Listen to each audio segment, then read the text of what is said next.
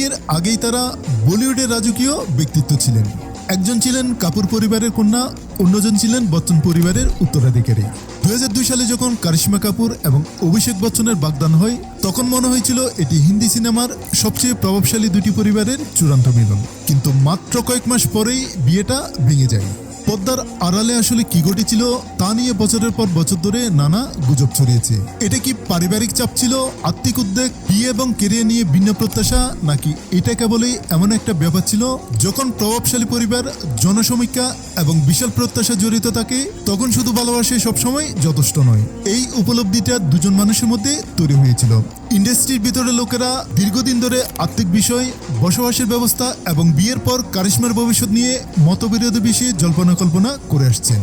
অন্যরা সে সময় বচ্চন পরিবারের কথিত আর্থিক সংকটের দিকে ইঙ্গিত করেছেন। আবার কেউ কেউ বিশ্বাস করেন যে এই দুই পরিবারের বাইরে আসল ঘটনাটি হয়তো কখনোই পুরোপুরি জানা যাবে না।